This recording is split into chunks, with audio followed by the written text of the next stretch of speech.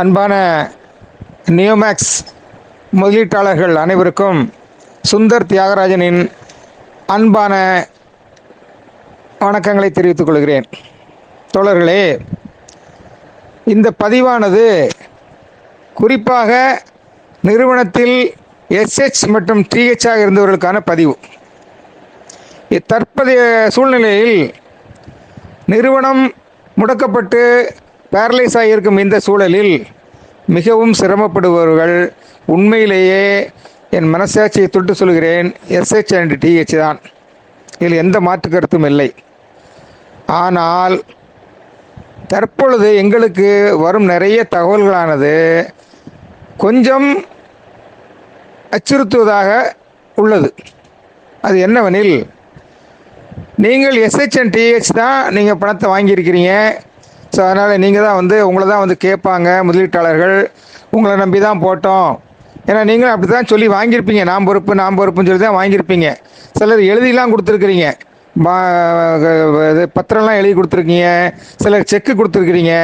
So இப்படிலாம் பண்ணதன் காரணமாக உங்கள் சொந்தக்காரனை வாங்கியிருப்பீங்க, உங்கள் அண்ணந்திப்பிட்ட வாங்கியிருப்பீங்க, அதனால் உங்கள் நண்பர்கள்ட்ட வாங்கியிருப்பீங்க, பக்கத்தில் அக்கம் பக்கத்து வீட்டில் வாங்கியிருப்பீங்க.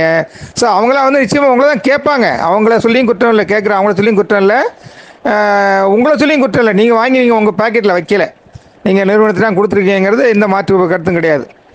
ஆனால் நீங்கள் தாக்கு பிடிச்சிட்டிங்க. ஓரளவுக்கு ஃபோன் எடுக்காமல் பாதி பேர் ஃபோன் எடுத்து வசவுகளை வாங்கி அதை வருத்தப்பட்டு காலத்தை தள்ளி ஒரு 10 மாதம் ஓடி போயிடுச்சு. இப்போ கொஞ்சம் இப்போ எல்லாம் முடிஞ்சு வெண்ணெய் திரண்டு வரும்பொழுது பானை உடைச்ச கதையாக இப்போ ஒரு சில தலைவர்களே நீங்கள் வேணால் அப்போ கம்ப்ளைண்ட் போய் கொடுங்க அப்படின்னு சொல்லி எடுத்தறிஞ்சு பேசுகிறதாகவும் ஒரு சில கஸ்டமர்ஸ் நமக்கு அலைபேசி மூலமாக தொடர்பு கொண்டு பேசுகிறாங்க. நான் உங்கள்கிட்ட வேண்டிக் கொள்கிறது, தயவு செய்து யாரையும் எடுத்தறிஞ்சு பேசாதீங்க. இன்னும் கொஞ்சம் பொறுமையாக இருங்க. இந்த செப்டம்பரில் செட்டில் பண்ண ஆரம்பிச்சிருவாங்க. சிக்மா ப்ராஜெக்ட்லாம் எடுத்து இவங்களே சிக்மா மூலமாக ப்ராஜெக்ட் எடுத்து, நிறுவன தலைவர்கள் இல்லை அது எடுக்கிறது, நாமளே தன்னெழுச்சியை நாமளே பண்ண போகிறோம். சின்ன சின்ன தலைவர்கள் ஏஹெச், சிஹெச், ஆர்ஹெச் இந்த மாதிரி ஆளுங்கள்லாம் சேர்ந்து எடுத்து ப்ராஜெக்ட்டுக்கெலாம் நம்ம சேல் பண்ணி நம்மளே செட்டில் பண்ணி இந்த பாண்டுகளை வாங்கி வைக்க போகிறோம் அப்படிங்கிற தகவல்களை நீங்கள் சொல்லி பொறுமையாக எடுத்து சொல்லுங்கள். அவங்க திட்டினா வாங்கிக்கிங்க, வேறு வழி இல்லை. ஆனால் நீங்களே என்ன பண்ணாதீங்க, எடுத்தறிஞ்சு பேசுகிறாங்க. நீங்கள் அதையும் மீறி அவங்க கேட்டாங்கன்னா கம்ப்ளைண்ட் பண்ண போகிறேன்னு அது உங்கள் விருப்பங்க. நீங்கள் கம்ப்ளைண்ட் பண்ணிங்கன்னா என்ன ஆகும், கம்ப்ளைண்ட் பண்ணாமல் இருந்தால் என்ன ஆகுங்கிறது ஒருத்தர் சொல்லிகிட்டு இருக்கிறாரு. சுந்தர் தியாகராஜன் பேர் சொல்லிகிட்டு இருக்கிறாரு. அவர் பதிவை நீங்கள் பாருங்கள். இல்லை உங்களுக்கு அவர் பதிவில் நீங்கள் நம்பிக்கையில் நீங்கள் உங்கள் தாராளமாக நீங்கள் உங்கள் வழியில் நீங்கள் தாராளமாக நீங்கள் செய்யலாம் அப்படின்ட்டு சொல்லி பக்குவமாக சொல்லுங்கள். அதை விட்டுவிட்டு முடியாதியா, நீ செய்கிறத செய்யா, எங்கேனாலும் போயா, கம்ப்ளைண்ட் பண்ணால் பண்ணியா, அந்த மாதிரிலாம் பேசாதீங்க தயவுசெய்து.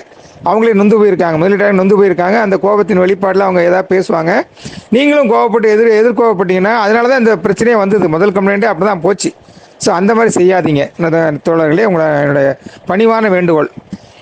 இதையே மீறி ஒரு சிலர் என்ன பண்ணுறாங்கன்னா, நான் திருச்சியில் கேள்விப்பட்டேன். திருச்சியில் பெல் டீமில் யாரோ ஒரு, நான் பேரை சொல்ல விரும்பலை, அவர் வாங்க கம்ப்ளைண்ட்டுக்கு போகலான்னு சொல்லி அவரே கூப்பிடுறதா கேள்விப்பட்டேன். அவரே கூப்பிட்டு வாங்க கம்ப்ளைண்ட்டுக்கு போகலாம் அப்படின்னு கூப்பிட்டதா இன்றைக்கி காலையில் எனக்கு 2 பேர் நேரில் சொன்னாங்க. அது மிகவும் மிகவும் தவறானது. அந்த செயல் எதுக்கு சமம் தெரியுமா? நாம் சிறு வயசாக இருக்கும்போது பால் குடித்த மார்பகத்தை வெட்டுறதுக்கு சமம், உண்ட வீட்டுக்கு ரெண்டகம் பண்ணுறதுக்கு சமம். நீங்கள் நான் சம்பாதிக்கல, நீங்கள் இந்த நிறுவனத்தில் இருந்து சம்பாதித்த தலைவர்களே இந்த மாதிரி வாங்க கம்ப்ளைண்ட் கொடுக்க போகலான்னு சொல்லி நீங்களே கூப்பிடுறது தாயின் மார்பகத்தை அறுக்கிற மாதிரி இல்லையா? தயவுசெய்து அந்த மாதிரி ஆளுங்களாம் மாறணும், திருந்தணும். நிச்சயமாக சொல்கிறத விட அவர்கள் மேலே எனக்கு வருத்தம் இருக்குது. நீங்கள் முதல்ல கேட்டால் பரவாயில்ல, நீங்கள் கம்ப்ளைண்ட் பண்ண கொடுக்க பண்ண போங்கன்னு சொல்கிறது கூட பரவாயில்ல. ஆனால் வாங்க நானும் வரேன், வாங்க கம்ப்ளைண்ட் பண்ண போகலான்னு சொல்கிறது மிக மிக தவறான செயல். அந்த மாதிரி ஆளுங்களையும் நீங்கள் நம்பாதீங்க. அவங்க உங்களை ஏமாற்ற பார்க்குறாங்கன்னு அர்த்தம். அவர் அங்கே போய் ஈவோடபிள்யூ போய் நீயும் குடியான்னு சொல்லுங்கள், அவர் கொடுக்க மாட்டார். ஏன்னா நிறுவன தலைவர்கள்ட்ட மாட்டிக்குவார். நிறுவன தலைவர் அப்புறம் இவங்க மேலே கோவப்படுவாங்க. அவர் அதை செய்ய மாட்டார். உங்களை அதுவரையும் கூட்டு போயிட்டு வெளியில் நின்று உங்களை கொடுக்க சொல்லிட்டு ஒரு பாட்டு வெளியே நடை கட்டிடுவார்.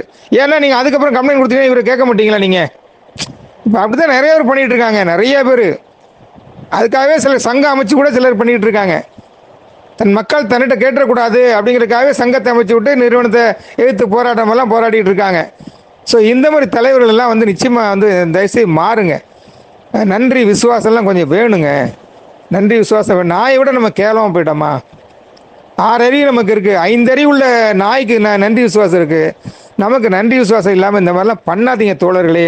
என்னுடைய தாழ்மையான வேண்டுகோள், தயவுசெய்து தலைவர்கள் அப்படி இருக்க யாராவது இருந்தீங்கன்னா திருந்துங்க. இது இது திருச்சியில் வந்து தேவக்கோட்டை ரீஜனில் பெல் டீமில் மட்டும் இல்லை, நிறைய பேர் இந்த மாதிரி சொல்கிறீங்கன்னு எங்களுக்கு தகவல் வருது. நான் யார் பேரையும் சொல்ல விரும்பலை. தயவுசெய்து அப்படி தலைவர்கள்லாம் மாறுங்க. அப்படிலாம் சொல்லாதீங்க. முதல்ல அவங்களுக்கு வந்து நீங்கள் கடமைப்பட்டிருக்கிறீங்க முதலீட்டாளர்களுக்கு. அவங்க முதலீடுகள் இருந்தாலே நீங்கள் கமிஷன் வாங்கியிருக்கீங்க. அப்படி இருக்கும்போது அவங்க கோவப்பட்டால் நீங்கள் வாங்கிக்கிங்க. என்ன தப்பு இருக்குது? எனக்கெல்லாம் தெரிஞ்ச ஒருத்தர் இருக்கிறாருங்க, அப்படியே கலெக்டர் மாதிரி பேசுவார் அவர்.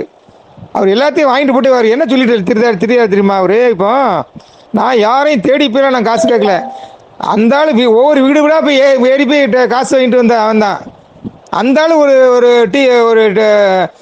டிஹெச் சொல்கிறான். இப்போ வந்து நான் யார்கிட்டையும் தேடி போய்லாம் வாங்கலை, அவங்களா தேடி வந்து எனக்கு வந்து கொடுத்தாங்க.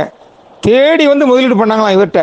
இவர் உத்தம புத்திரன், இவரை தேடி கொண்டு வந்து கொடுத்தாங்களாம் அப்படின்னு ஒருத்தர் சொல்லிட்டு அலையிறாருங்க எங்கள் பகுதியில். ஸோ அதனால் அந்த மாதிரிலாம் மனசாட்சி இல்லாமல் நடக்காதீங்க. அந்த மாதிரி ஆளுங்கள்லாம் ஊழலும் பண்ணியிருக்காங்க. வாடிக்கையாளர் வாங்கின காசை மேலே கொடுக்காம ஊழலும் பண்ணியிருக்காங்க. அந்த மாதிரி ஒரு சிலர் மேலே இருந்து கொடுத்த காசை கீழே கஸ்டமர் கொடுக்காமலும் இருந்திருக்காங்க. அந்த ஹைராரிக்கி தான் ப்ராப்ளம். அந்த ஹைராரிக்கி ப்ராப்ளம் தான் நானும் சொல்லிகிட்டே இருக்கிறேன்.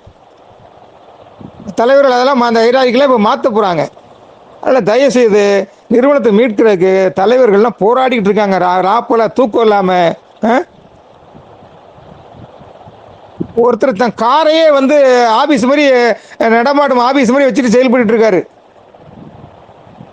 அப்படியே போகிறாரு, கார்லேயே போகிறாரு. ஊருக்கு ஒதுக்குப்புறமா நிறுத்திட்டு கார்லேயே உட்காந்து டைப் படிக்கிறார், சரி எல்லாம் பிளான் பண்ணிகிட்டு இருக்காரு. அவருக்கு என்ன தலையெழுத்தா? அவர் பாட்டு என்னால் முடியலன்னு சொல்லிட்டு போயிடலாம்.